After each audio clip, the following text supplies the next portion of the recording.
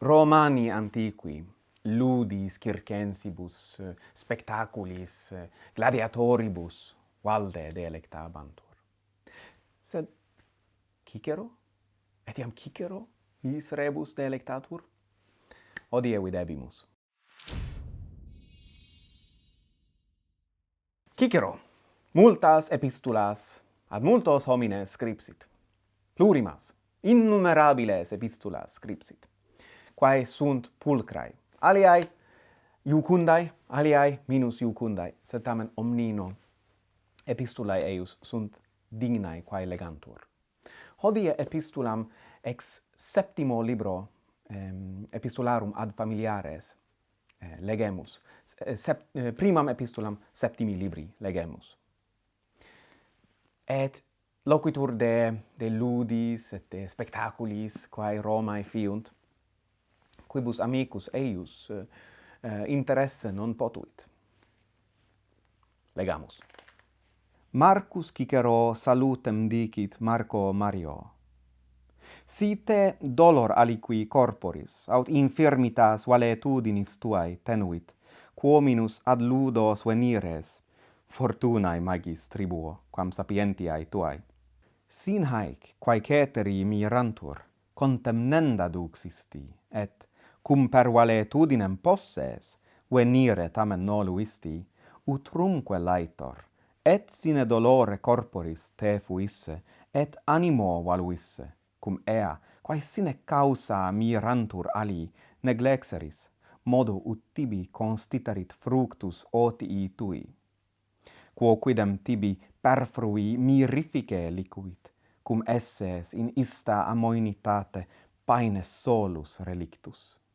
Neque tamen dubito, quin tu in illo cubiculo tuo, ex quo tibi stabianum perforasti, et patefecisti mi senum, per eos dies matutina tempora lectiunculis consumpseris, cum illi interea, qui te istic reliquerunt, spectarent communes mimos semisomni.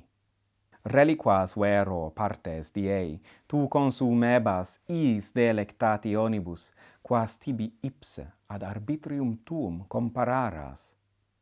Nobis autem erant ea perpetienda, quae spurius maecius probavisset. Omnino si quaeris ludi apparatissimi, sed non tui stomachi. Conjecturam enim facio de meo. Nam primum honoris causa in scaenam redierant quos ego honoris causa de scaena decessisse arbitrabar. Deliciae vero tuae, noster aesopus, eius modi fuit, ut ei desinere per omnes homines liceret. Is jurare cum coipisset, vox eum defecit in illo loco, si sciens fallo. Quid tibi ego alia narrem? Nosti enim reliquos ludos, qui ne id quidem leporis habuerunt, quod solent mediocres ludi. Apparatus enim spectatio tollebat omnem hilaritatem. Quo quidem apparatu non dubito quin animo aequissimo carueris. Quid enim delectationis habent sescenti muli in Clytaemnestra, aut in equo Troiano Creterrarum 3 aut armatura varia peditatus et equitatus in aliqua pugna? Quae popularem admirationem habuerunt, delectationem tibi nullam attulissent. Quod si tu per eos dies operam dedisti protogeni tuo, dum modo is tibi quidvis potius quam orationes meas legerit, ne tu haud Paulo plus quam quisquam nostrum delectationis habuisti. Non enim te puto Graecos aut oscos ludos desiderasse, praesartim cum oscos vel in senatu vestro spectare possis. Graecos ita non ames, ut ne ad villam quidem tuam via Graeca ire solias. Nam quid ego te atletas putem desiderare, qui gladiatores contempseris. In quibus ipse Pompeius confitetur se et operam et oleum perdidisse. Reliquae sunt venationes binae per dies quinque. Magnificae, nemo negat. Sed quae potest homini esse polito delectatio, cum aut homo imbecillus a valentissima bestia laniatur, aut praeclara bestia venabulo transverberatur. Quae tamen, si videnda sunt, saepe vidisti. Neque nos, qui haec spectavimus, quicquam novi vidimus. Extremus elepantorum dies fuit, in quo admiratio magna vulgi atque turbae, delectatio nulla extitit. Quin etiam misericordia quaedam consecuta est, atque opinio eiusmodi, esse quandam illi belluae cum genere humano societatem. His ego tamen diebus, ne forte vidiar tibi non modo beatus, sed liber omnino fuisse. Dirupi me paine in judicio Galli Caninii, familiaris tui. Quod si tam facilem populum haberem, quam Aesopus habuit, libenter me Hercule, artem desinerem, te cumque et cum similibus nostri viverem. Nam me cum antea taedebat, cum et aetas et ambitio me hortabatur, et licebat denique, quem nolebam non defendere. Tum vero hoc tempore vita nulla est. Neque enim fructum ullum laboris expecto, et cogor non numquam homines non optime de me meritos rogatu eorum, qui bene meriti sunt, defendere.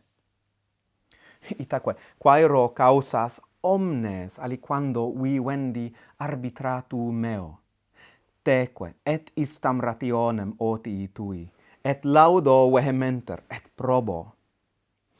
Quodque nos minus intervisis, hoc fero animo aequiore, quod si Romae esses, tamen, neque nos lepore tuo, neque te, si qui est in me, meo frui liceret, propter molestissimas occupationes meas.